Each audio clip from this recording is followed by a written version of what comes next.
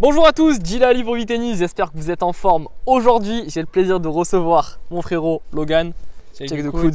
Exact. Aujourd'hui, on va faire une petite interview. Du coup, il a accepté qu'on parle un petit peu de son parcours dans le tennis parce qu'il a un parcours qui est assez intéressant quand même. Du haut de ses 16 ans, on va parler un petit peu plus de toi. Alors déjà, première question que je vais te poser, comment ça va?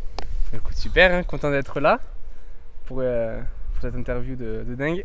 Génial. Franchement, on va la faire vraiment en mode tranquille, genre vraiment en mode chill, en mode on va pas se prendre la tête. Donc franchement, prends-toi un truc à graille, cale-toi devant l'interview et c'est parti.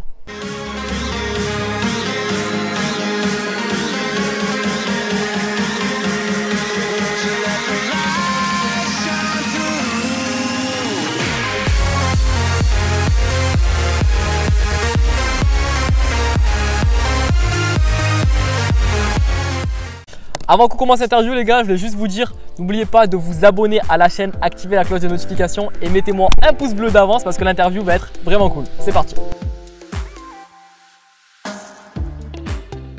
Ok frérot, aujourd'hui on va parler de toi. Alors déjà, comment ça va? Ça va super et toi? Nickel, impeccable. Merci d'être là sur notre chaîne. Du coup, ça va nous permettre de faire une petite interview. J'espère que tu es content d'être là. Ben, merci à toi surtout. Avec grand plaisir.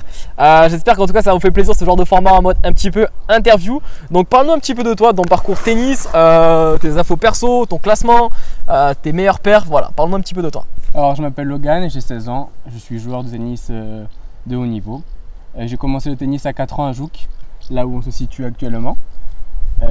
Ça fait maintenant près de 11 ans que je joue au tennis, 11-12 ans même. J'ai commencé donc au Real Tennis Club de Jouques avec Mathieu Tahuste qui est le coach d'ici. Ensuite j'ai changé de club et je suis allé à Puricard à l'âge de 12 ans à peu près, donc j'ai fait 7 ans à Jouques. Ensuite j'ai fait 2 ans à Puricard avec Nicolas Clotilde et là maintenant je suis à Tour des Gosiers avec Grégory Covin. Ça fait maintenant 3 ans. Même 3-4 ans et ça se passe super. Ok, impeccable. Donc du coup, globalement, ça fait 12-13 ans que tu es dans le tennis. Ouais, exactement. Ok, donc vous rendez compte quand même qu'il a 16 ans et il a déjà 12 ans de tennis dans les jambes. Donc c'est quand même énorme. C'est énorme. Alors, question que je vais te poser, quand as-tu commencé le tennis et pourquoi? Donc quand tu nous as dit du coup à l'âge de tes 3 ans et demi et pourquoi? Voilà, donc j'ai commencé à 3 ans, j'ai déménagé d'Aix pour venir ici à Jouques à 3 ans. Et donc j'habite au-dessus de 3 terrains de tennis. Et un jour, j'ai vu Nadal à la télé qui jouait à Roland Garros et je me suis dit c'est ce sport que je veux faire. Et du coup, toutes les années, pendant un an, je regardais le coach, il n'arrêtait pas de lui dire en fait, je vais te gagner. Et du coup, il m'a pris et ça s'est super bien passé. Et du coup, tu t'es retrouvé à faire du tennis à tes 4 ans. À mes 4 ans. Voilà. Génial, histoire de ouf.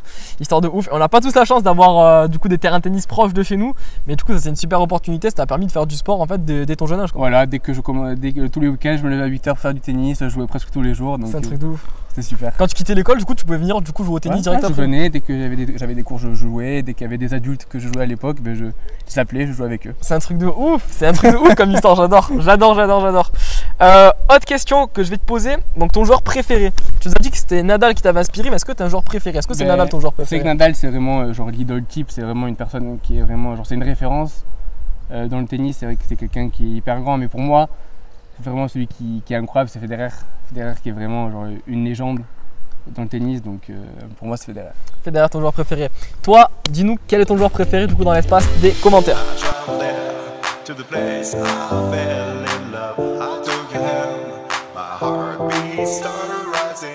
Alors maintenant on va parler un petit peu du confinement et de ton lifestyle. Donc en général, je voulais savoir comment s'est passé le confinement quand on joue et on fait autant de sport comme toi quasiment tous les jours. Comment ça s'est passé? C'est dur parce que quand tu t'entraînes presque tous les jours au tennis, tous les jours du physique et tout, donc c'est très compliqué. Et après, je suis de m'adapter, dire que je pouvais pas utiliser les terrains de tennis, donc sachant que 3 terrains de tennis en bas de chez toi pour pas jouer, c'est un peu compliqué. Mais voilà, je m'entraînais 3 fois par jour, 2 à 3 fois par jour. Je faisais une séance de cardio, donc vraiment j'ai acheté plein de matériel, d'accords, de tout ça.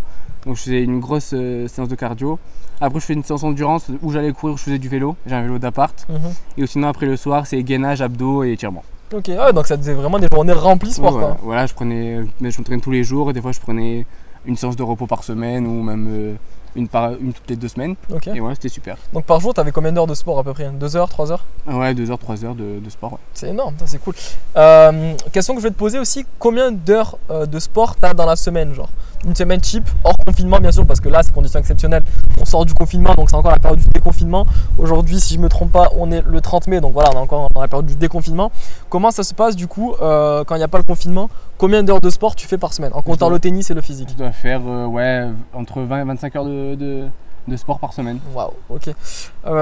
Donc ça fait quand même beaucoup, si on réfléchit, ça fait quand même par jour, ça fait une moyenne de 2-3 heures de sport par jour à peu près. Ouais. Donc par rapport au confinement, en fait, tu as réussi à garder un rythme qui était pareil, sauf que tu faisais pas les tennis dans les 20 heures de sport. J'ai essayé de m'adapter comme il fallait, comme il pouvait. Et dès que j'étais mort, en fait, j'ai arrêté quoi. Ouais, donc ça, tu as réussi quand même à garder un bon rythme de sport. Ouais.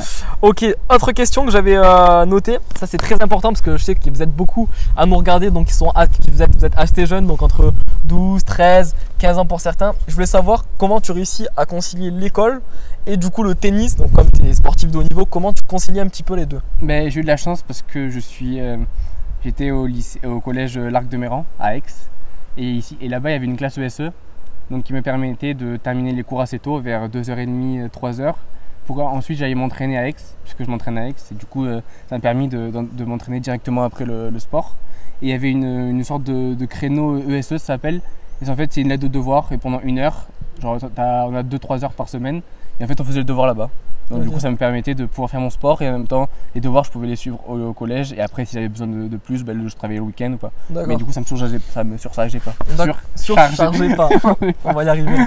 Et du coup je voulais savoir, est-ce qu'il te faisait sauter du coup des cours du fait que tu avais un emploi du temps aménagé ou pas? J'avais pas de sport, j'avais pas de sport. Après je suis passé, donc j'ai fait la classe ESE de ma 6e, 5e et en 4e, 3e je suis passé en classe Krebs. Et là c'est la classe Krebs, c'est genre un peu le regroupement de tous des sports qui sont en pôle France. Ok, donc c'est les meilleurs de chaque sport en fait qui réunissent à chaque endroit. Il y avait quoi? Il y avait basket, football, il y avait gym, natte synchro, donc tout ça. Et du coup moi j'étais dans cette classe et du coup je terminais tous les jours à presque midi, 1h30. Et du coup là ça me permettait de faire mon sport à plein temps. J'avais pas de sport, pas de musique, pas d'art plastique. Donc c'est vrai que... T'as enlevé les matières qu'on trouve un petit peu chiantes quand on est au collège quoi. Donc c'est vrai que ça rend la vie au lycée facile. Ok, donc par rapport au confinement et ton lifestyle en général, t'as quand même des journées qui sont assez chargées en termes de sport, t'as un gros volume de sport. Okay. Autre question que je vais te poser par rapport à ça mais que j'ai pas noté, qui vient de me venir en tête, c'est par rapport à ton rythme de vie. À quelle heure tu te couches, à quelle heure tu te lèves, qu'est-ce que tu manges, genre brièvement à peu près? Là pendant le confinement c'était vraiment chill, donc genre se coucher à 3h du matin après une grosse séance de play. Oh ça faut pas le dire, ça fait un très bon exemple. Mais en temps normal, genre hors confinement, à quelle heure tu te couches environ? Le soir je dois me coucher vers 22h, 22h30, sachant que je finis les entraînements tard vers 21h et il y a 1 heure de route pour aller à Aix. Ah ouais, donc en fait t'as juste le temps de manger, de doucher et dormir. Ouais, je mange, je douche et je dors. Peut-être un peu des devoirs quand j'en ai, mais sinon je me couche assez tôt. Et je me lève le matin à 5h30, 5h pour prendre le bus. Qui est assez tôt aussi. D'accord. Donc ouais, par jour, tu arrives à avoir quand même 7 heures de sommeil à peu près. Voilà. Ok, bon, ça va, c'est assez correct. Donc ouais, quand même, ça te laisse des journées qui sont assez chargées. En termes de bouffe, comment ça s'est passé pendant le confinement, genre vraiment sans filtre? Alors franchement, j'ai essayé d'assez bien manger, de pas manger trop n'importe quoi. De toute façon, il n'y avait plus les McDo, les kebabs et tout. Donc, Ah, ça veut dire quoi? Ça veut dire que non, mais il y avait moins de tout ça. Du coup, ça me permettait déjà de ne pas manger de la merde. Ouais. Et après, j'essaye de manger tout ce qui est vraiment fruits et légumes, genre source de protéines bonnes, source de bons lipides. On va pas manger trop des trucs, des gâteaux, des trucs et manger, par exemple moi je suis l'intermittent, je mange pas le matin pour essayer de manger le soir, le midi et le soir. Donc ouais, c'est des repas sains, équilibrés, vraiment pas trop de gras pour rien, pas de sucreries, pas de soda, rien. Ok, donc en fait tu sautes souvent le petit déj de manière à prolonger ta période de jeûne jusqu'à midi. Voilà, de toute façon le matin j'ai pas très faim quand je me réveille donc. Ah, donc tu fais un jeûne intermittent quasiment tous les jours de l'année? Voilà, tous les jours. C'est un truc de ouf. Et d'ailleurs peut-être faudrait que je fasse une vidéo aussi pour ça, si vous êtes intéressé, n'hésitez pas à me le dire en commentaire, sur le jeûne intermittent et sur le petit déjeuner, parce que le petit déjeuner c'est vrai que c'est un truc en ce moment qui est très controversé, parce que beaucoup de gens se rendent compte qu'en fait c'est pas très physiologique de manger le matin, parce qu'en fait comme je l'ai expliqué dans la vidéo jeûne que je vous mettrai juste au niveau du i, quand on mange le petit déjeuner, en fait, on coupe sa période du jeûne, donc qu'on a commencé pendant la nuit, au moment où on est arrêté de manger avant d'aller dormir. Et du coup, on se la coupe le matin, alors qu'on pourrait laisser cette période-là donc durer jusqu'à midi. Donc voilà, regardez la vidéo jeûne, ça vous parlera un petit peu plus. Et en tout cas, c'est super intéressant. Donc tu as quand même une très bonne alimentation, manger beaucoup de fruits et légumes. Déjà, c'est la base quand on fait du sport, et surtout quand on fait du sport à haut niveau avec beaucoup d'entraînement et d'heures d'entraînement par semaine. Donc franchement, c'est super par rapport à ça. Et si tu fais attention à ta bouffe en plus à 16 ans, franchement, nickel. Meilleur niveau possible.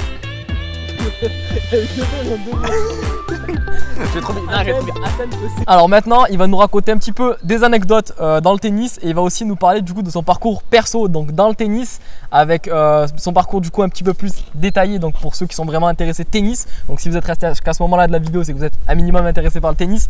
Donc du coup, parle-nous un petit peu de ton parcours, genre des perfs que tu as fait, des classements que tu as eu au niveau national, au niveau régional, voilà. Parle-nous un petit peu de ça. Alors à l'âge de mes 7 ans, Mathieu, mon premier coach tennis, m'a montré la ligue. Tout de suite, il a tout de suite remarqué un talent chez moi, donc il m'a... Un talent, genre carrément, genre le grand mot quoi. Non mais ouais, en gros, il a capté que par rapport à ton âge, tu avais des facilités dans le tennis. Il a trouvé qu'il y avait un truc que j'avais pas qu'il n'y avait pas chez les jeunes. Donc du coup, il m'a montré à la ligue a été intéressée par moi. Moi, je m'entraînais à la ligue, il y avait les... donc en fait, il n'y avait pas forcément de gros tournois, il y avait des TMC, des petits TMC de tournois, donc ça, je faisais ça.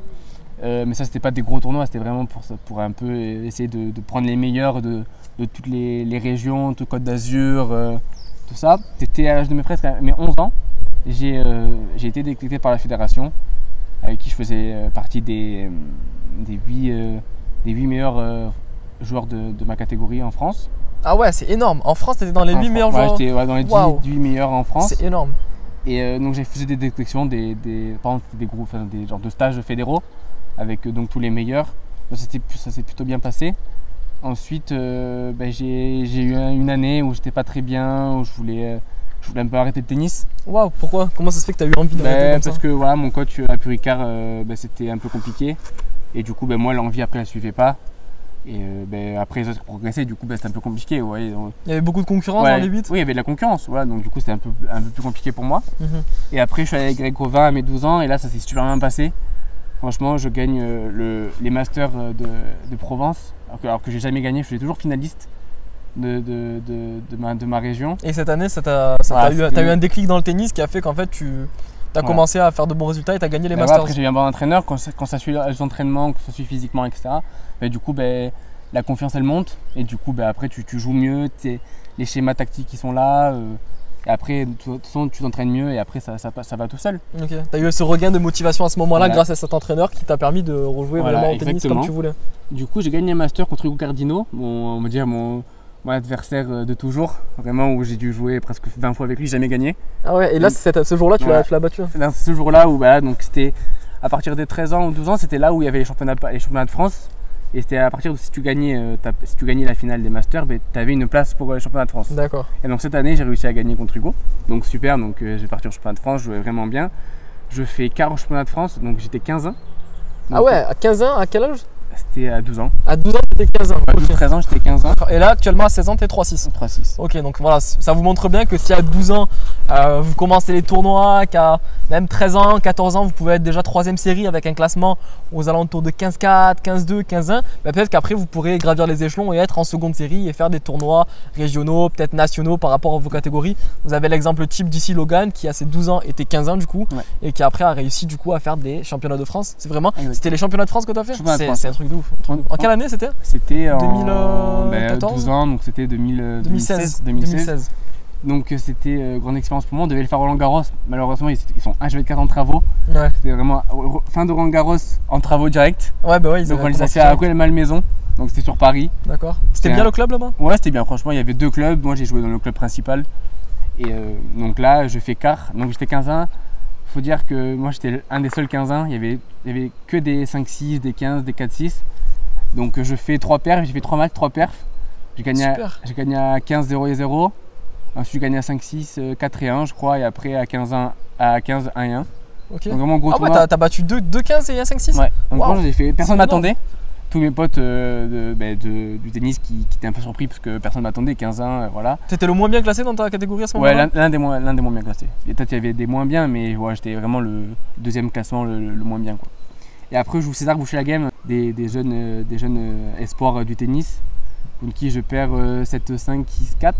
Ah ouais, match serré quand même. Ouais, j'ai fait un gros match, je crois qu'il était 4-6, je crois. Et il est classé combien maintenant, tu sais? Là, je crois qu'il doit être 1-6-0. Ok, ah ouais, j'ai pas trop suivi. Il a bien monté aussi. Et voilà, un grand espoir. Et voilà, c'était un bon match.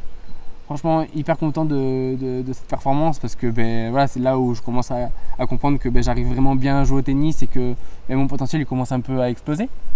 Donc c'est super. Ensuite, je suis redétecté par la fédération. Donc à partir de mes 14 ans, là je faisais partie de vraiment 8 meilleurs français de ma catégorie. Il y avait plein de tournois. Ça s'est vraiment consolidé avec le temps. Alors t'as vraiment pris ta place en fait dans les meilleurs joueurs de France. Voilà, j'ai vraiment pris ma place. Ensuite, je faisais toujours des tennis Europe. Donc tennis Europe et un peu ITF. J'ai fait un tennis Europe, je crois que j'ai fait une de mes plus grosses sessions, c'était tennis Europe, j'ai fait Bolton en Angleterre, où je sors des qualifs et j'arrive à gagner mon premier tour et je perds contre, comment il s'appelle ? Je ne sais plus comment il s'appelle. Bref, un joueur, celui qui a gagné les Pisas. Donc, ah oui, c'est contre le gagnant des Pisas de Victor Lilov, je crois qu'il s'appelle comme ça. Ok, c'est quoi, c'est un russe ? Non, c'est, je sais pas comment il s'appelle, merde.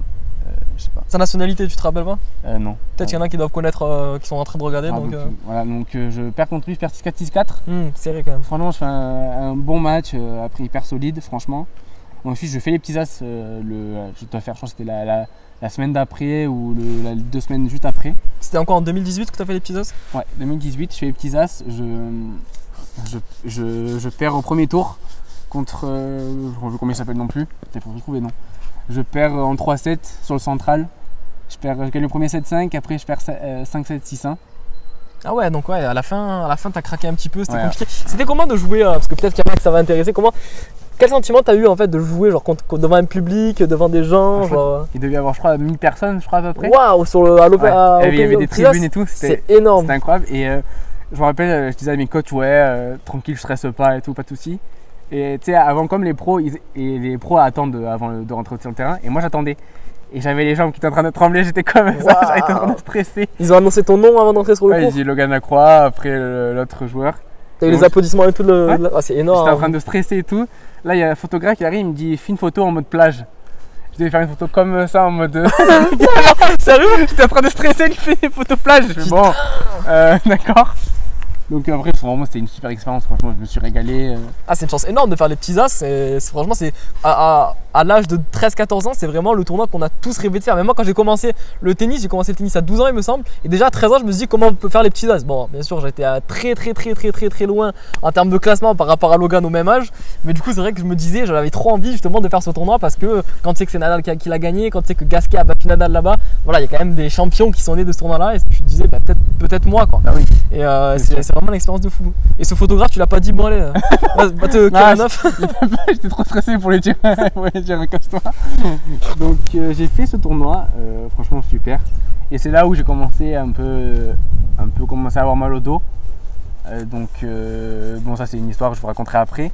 Et donc j'ai commencé un peu à avoir mal au dos, mais ça c'est pas une excuse, hein, rien du tout.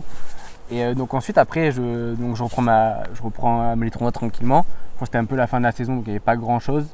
Je devais faire des tournois avec la fédération, partir en stage, j'ai pas pu parce que manquait d'argent, manquait de voilà.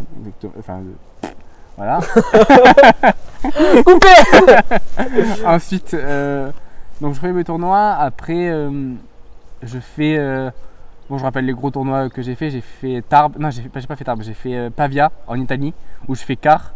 Là où je bats un 50e européen. Waouh, le 50e meilleur joueur d'Europe. Voilà, c'est énorme. Je devais être 180, 200e. Donc j'arrive à essayer de chercher ce match qui était vraiment, j'ai fait un bon match. Je crois que je menais 6-1, 5-0. Je me fais remonter 6-5 contre moi. Tu as réussi à gagner le 7 Je suis à 7-6. Waouh, c'est énorme. Voilà, donc après je perds en demi contre un gros joueur aussi, un Italien. Et c'est là où j'ai commencé à avoir des grosses douleurs au dos. Et c'est là où un mois plus tard je fais un tournoi au Pont des Générations à Avignon, où je joue contre Hugo Cardino justement, et je dois abandonner parce que j'ai trop mal au dos. Ah ouais. Donc j'essaie de faire des IRM, j'ai dû faire 3 IRM, 2 scanners, une scintigraphie. Et donc en gros j'ai eu 2 fractures de fatigue à la L5 L3, donc sur les vertèbres lombaires, ce qui m'a arrêté pendant près de 6 mois. Et depuis mes 14 ans, ça fait là presque 2 ans que je n'ai pas fait beaucoup de tournois. J'ai enchaîné les blessures, j'ai fait ça, j'ai eu une déchirure au psoas, j'ai enchaîné beaucoup de blessures, genre des tendinites au poignet. Donc du coup là ça fait 2 ans que je suis mais que je joue plus trop. J'essaie de me rentraîner, mais c'est un peu compliqué. Là, j'ai plus trop de blessures, donc j'essaie de profiter, de bien m'étirer, de faire les choses bien pour pas me reblesser. Et donc là, on va essayer de reprendre tranquillement les tournois et on va essayer de retourner au niveau que j'avais avant, quoi. Est-ce qu'on peut dire que genre là, tu es dans une période où tu es un petit peu dans une période de transition dans le tennis, de tes 14 à tes 16 ans avec beaucoup de blessures que tu as eues, et là, tu commences à acquérir une certaine maturité du coup à 16 ans avec beaucoup d'expérience dans les matchs, beaucoup d'expérience dans les entraînements. Tu sais maintenant ce qui fonctionne avec toi au niveau de l'entraînement. Tu as acquis un petit peu plus de maturité sur la séance de l'entraînement. Est-ce que maintenant tu sens que par rapport à avant, tu as gagné beaucoup plus d'expérience pendant ces 2 ans où tu as fait beaucoup moins de tournois? Oui, je pense que j'ai réussi à gagner un peu de maturité, des choses que j'avais pas avant, parce que voilà, j'étais jeune aussi, mais sauf que bon, par exemple les gros joueurs de ma génération, eux, ils avaient un peu plus cette maturité que j'avais pas. Et donc là, j'ai réussi à prendre un peu de l'expérience dans tous les domaines, donc, que ce soit dans le tennis, dans les relations, dans tout ce qui est dans tout ce qui est entretien avec des médecins, enfin tout ce qui en fait dans la vie générale, on essaie de prendre de l'expérience, et moi j'ai réussi à en prendre de plus en plus. J'ai rencontré toi d'ailleurs qui m'a beaucoup aidé dans la nutrition, dans le physique, donc ce qui m'a permis de vraiment prendre conscience des choses. Et du coup là franchement tout va bien, j'essaie de vraiment bien m'entraîner, mon corps suit, donc voilà, après on essaie de faire le maximum pour arriver jusqu'en haut en fait. Jusqu'au maximum possible, au plus que tu pourras. Et franchement c'est bien parce qu'on sent dans ta voix quand même que tu as traversé des trucs et qu'en fait tu sais en tirer des leçons par rapport à ce qui t'est arrivé, par rapport aux blessures, tout ça, aux événements un petit peu difficiles, et que maintenant tu essaies de prendre en fait chaque moment vraiment comme un moment de plaisir, quoi. Tu gagnes beaucoup plus de plaisir dans le tennis à l'heure actuelle. Ouais, c'est sûr, parce qu'en fait quand tu vois que tu fais partie des 8 meilleurs Français de ta génération, et que tout chute en fait, que par exemple j'avais des contrats, je les ai plus, j'étais à la ligue, j'y suis plus. Ouais, c'est des choses, ça te met un coup. Quand tu es jeune, c'est sûr que c'est un peu compliqué, mais on arrive à toujours essayer de réfléchir à ce que tu fais, aux choix que tu fais. Enfin, moi je me remets beaucoup en question et j'arrive à retirer toujours des leçons pour en fait faire mieux en fait. Ça sert à rien de toujours être le meilleur possible, etc. Les leçons, c'est la base en fait la réussite, c'est la base d'échecs en fait. Tout se fonde sur l'échec. Si tu n'arrives pas d'échec, tu ne peux pas progresser en fait. Donc c'est sûr qu'avec tous les échecs que j'ai eu, même toutes les victoires que j'ai eues, ça m'a permis d'avancer de plus en plus et de gagner beaucoup plus d'expérience par rapport. Exactement. C'est génial, franchement super. Ok, on va parler de ta petite anecdote personnelle du coup. Je t'écoute. Qu'est-ce que tu as à nous raconter, genre? C'était un TMC à Amiens. Okay. Je suis parti avec Mathis Rocher et je joue un joueur que je connaissais très bien. Et tout de suite, donc je perds le match malheureusement, mais je perds 7-6, 5-0, et j'ai remonté 53 balles de match. 53 balles de match, t'as remonté? 53 balles de match. À chaque fois que je jouais un jeu, il menait 40-0 et je remontais. Tu vois, il y a eu un moment, un déclic où je me suis dit, en fait, la balle, je la casse en fait. Parce que moi, j'aime bien la casser la balle, et je me suis dit, c'est bon, je la casse. Casser la balle, c'est genre rentrer dedans. Ouais, je rentre dedans et je me fais plus de peur où je la mette dehors. Voilà. Je joue vraiment. Et ça m'a permis à chaque fois que dès que je perdais un peu, de remonter.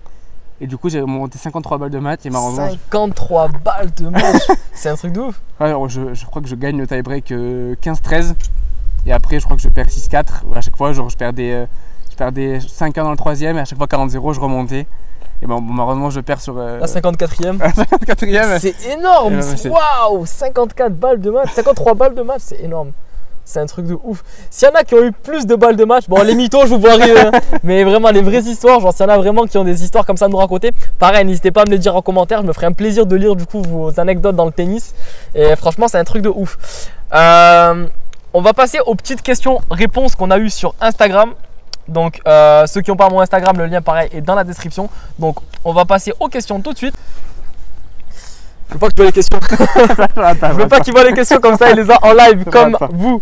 Alors, on a une question intéressante de Tennis Jules qui nous dit: à quel classement tu penses qu'on peut se faire sponsoriser? Je pense qu'il n'y a pas besoin de classement. Enfin là maintenant un peu plus, mais moi j'ai été sponsorisé par Babola très jeune, à mes 9-8 ans. Il n'y avait pas de classement. Moi c'était classement bloqué, je crois que je faisais 35, 34, 33 chaque année, je montais d'un classement. Okay. Et après il y avait les étoiles. Et du coup j'avais pas besoin de classement. Et en fait il faut essayer de le fait d'être dans les meilleurs en fait. Ce sont les marques, dès que tu es dans les meilleurs, elles te prennent. Parce que ça fait une bonne image de marque. Mais par exemple, pour être sponsorisé par une petite marque, genre une petite marque, est-ce que c'est difficile ou est-ce que tu peux te faire contacter si tu fais des bons résultats? Oui, si tu as des bons résultats, qu'il y a de la visibilité dans ce que tu fais, etc. Bien sûr, je pense que tu peux être sponsorisé très vite. Après, tu n'as pas besoin d'être Roger Federer pour être sponsorisé, bien sûr, mais après, ça dépend les marques. Tout de suite, c'est sûr que par exemple Nike n'est pas sponsorisé alors que c'est 35 quoi. Ouais, c'est sûr. C'est logique. Ouais, mais après, des petites logique, marques, ça peut bien sûr te sponsoriser. Tu peux demander à des privés, des particuliers. Moi, j'ai des particuliers qui me sponsorisaient, qui me donnaient pour essayer de faire beaucoup de tournois. Donc, il n'y a pas besoin d'un gros classement, mais il faut vraiment essayer de bien jouer et d'être un peu vu par les gens. Voilà, d'avoir un peu plus de visibilité, quoi. Ok, on a une question de Mathis. Mathis, je te fais une grosse dédicace parce que tu es dans le programme 4 semaines sur Instagram pour avoir une condition physique de ouf. Si vous êtes intéressé d'ailleurs, petite parenthèse, envoyez-moi un DM sur Insta. Il t'a posé la question, un conseil pour les jeunes qui aimeraient réussir tout autant que toi. Alors, merci Mathis. Sincèrement, il y a juste, en fait, il n'y a pas besoin de conseils, juste se donner à fond, se donner les moyens dans tout ce que tu fais. Moi, je suis vraiment un passionné du tennis, c'était ma passion depuis mes 3 ans. Donc je me suis donné les moyens, je me suis donné à fond. Chaque entraînement, je me levais à 8 h du matin pour m'entraîner. J'avais des séances de physique derrière. Donc vraiment se donner à fond. Et après, de toute façon, le travail paye. Il n'y a jamais un travail qui ne paye pas. Donc donne-toi à fond et tu vas réussir. C'est énorme. Et c'est vrai que ça… Voilà, Mathis, je te vois là. Tu vas réussir. Et surtout que je suis d'accord avec ça, c'est que vraiment, avant de vouloir réussir, il faut déjà être passionné par ce que tu fais. Comme tu as dit, tu étais passionné. Ouais, j'étais motivé à fond. J'étais là, je pensais tous les jours au tennis, je vivais tennis. Donc c'est sûr que ça aide. Donc voilà, c'est vraiment être motivé à fond et être dedans à fond. Et vraiment kiffer ce que tu fais en fait. Exactement. Si tu kiffes pas, si tu n'aimes pas ce que tu fais, en fait tu peux pas réussir. En fait, il faut vraiment que tu trouves un certain plaisir. Moi, je joue au tennis avec du plaisir. Je joue pas même s'il y a de la compétition, même s'il y a du stress, ça. C'est par pur plaisir que je fais de ce sport. Donc c'est sûr qu'après tout de suite, ça fonctionne plus que si tu es toujours bloqué, que tu n'aimes pas ce sport, quoi. C'est vrai. Putain, question marrante, Maxime. Maxime, tu manges ou pas? Il va comprendre. Max, il te demande est-ce que tu vends ta Décima parce qu'il en cherche une. Maxime, non, je la vends pas. Parce que mes raquettes, déjà, j'en ai pas beaucoup, j'en ai cassé beaucoup. Et mes Décima, il me reste que 2. Donc, non, je les vends pas. Mais si un jour je change de raquette et tout, tu m'envoies un message et je te la vends. Nickel, impeccable. Ok, pour ceux qui sont restés jusqu'à ce moment-là du coup de l'interview, Logan, il va vous dire ce qu'il a à vous dire par rapport au tennis. Donc pour ceux qui aiment ce sport, pour ceux qui ont envie d'avoir un classement qui progresse, pour tout ça, écoute, c'est ton moment et franchement, parle du cœur et dis-leur tout ce que tu as vraiment envie de leur dire qui vient vraiment de toi perso. Fais pas un truc tout fait, mais fais vraiment un truc qui te tient à cœur. Franchement, ceux qui veulent progresser dans le tennis ou même commencer ou essayer d'avoir un bon niveau, donnez-vous à fond.